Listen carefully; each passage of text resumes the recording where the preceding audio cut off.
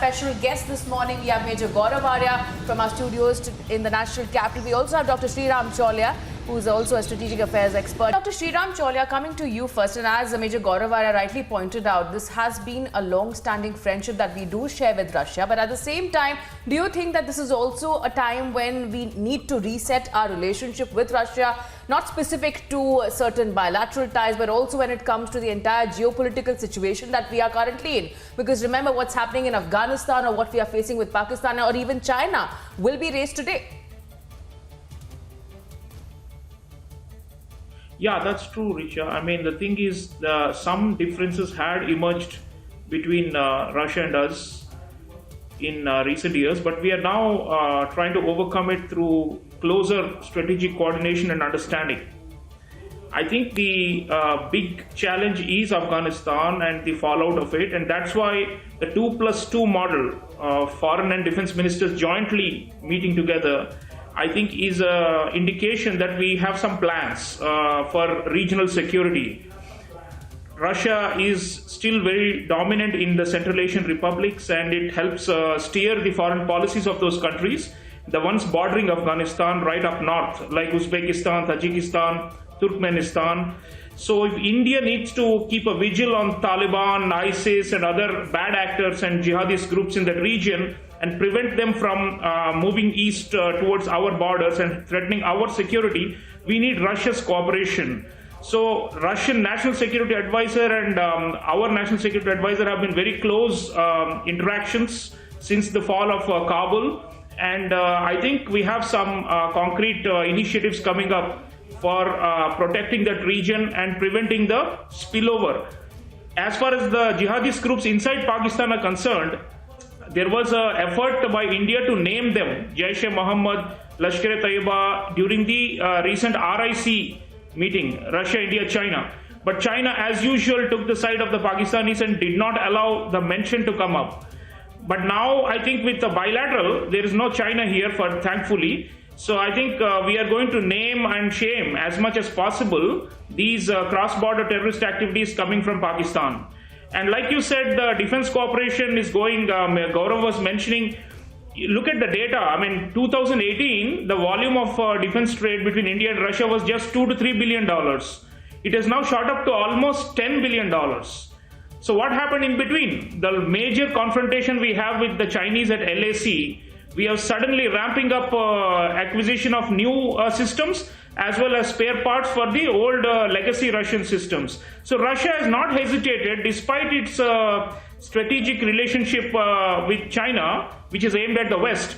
In spite of that, Russia has never held back on giving to us what we really need to secure ourselves against the Chinese. So in that sense, even though the Russians say they are not, in any way worried about China, there is a subterranean worry, and they don't want to be overwhelmed by China. And so India is important for them.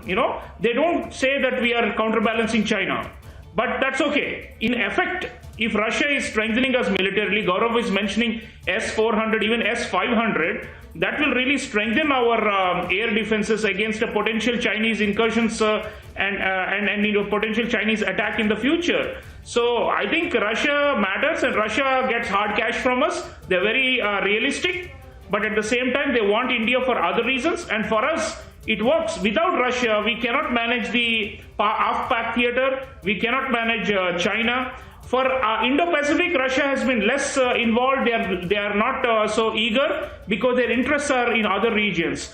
But we are now starting this maritime corridor from Chennai to Vladivostok. Shipping lanes are running. We hope that they can also understand our perspective on Quad and Indo-Pacific. But even if they don't, it's okay, because these two theaters, the land border with China and the Af-Pak theater, if these two we can manage with Russian cooperation, that's good enough for us. That's enough to be called a special and privileged strategic partnership. That's what we call it, Russia-India ties. And Dr. Sreeram Chaulia, how do you see that we have seen as to how Russia, as Major Gaurav Arya pointed out, strategically is well important, because what's happening in the Indo-Pacific region, well, at the same time coming back to US and China, they're now at each other's throat, making a great power dynamic a lot more complicated, possibly for India and Russia. And what more are you seeing? How do you think that India now might move ahead with the relations with Russia?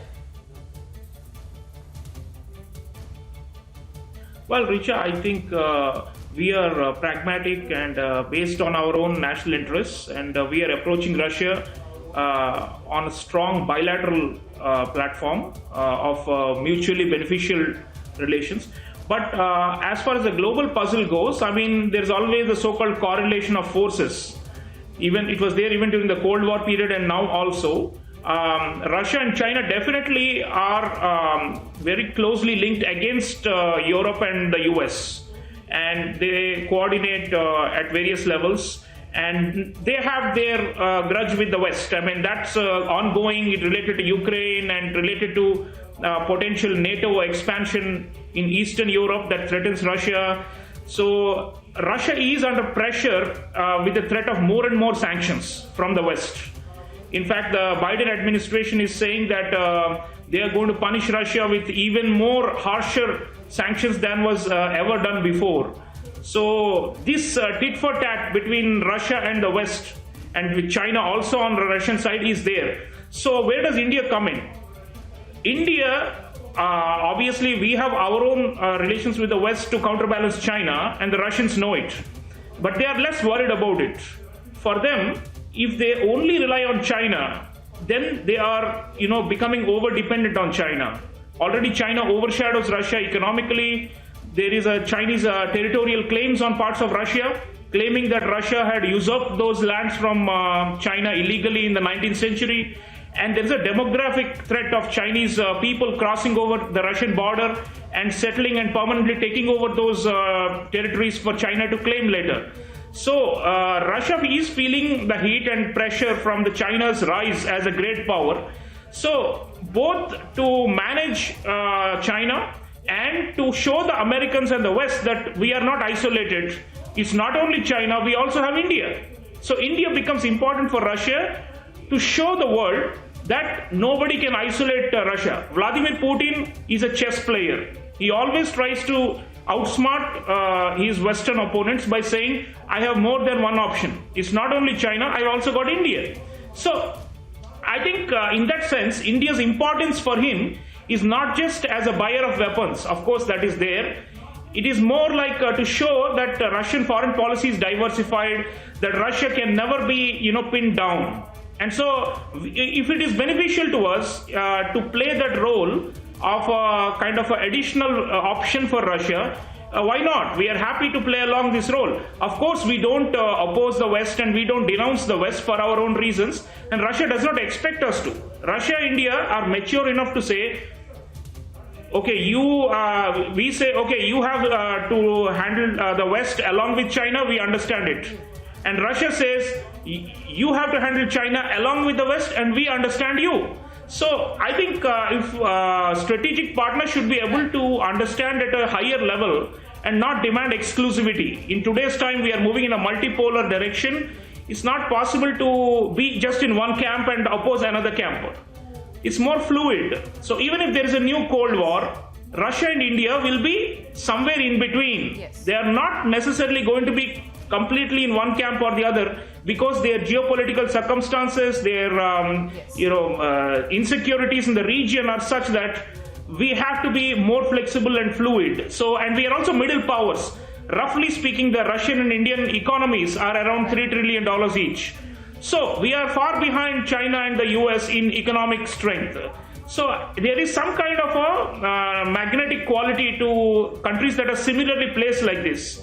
So we have to cooperate among ourselves and as middle powers, because we are not yet in a position to use our economic resources to throw our weight around the way China and the US are doing. So I feel that there is a deeper connection at that level, a structural compatibility between Russia and India, and that's what we are seeing manifested in the form of this warmth between Prime Minister Narendra Modi and President Vladimir Putin, in the 2+2 relationship of the foreign and defense ministers.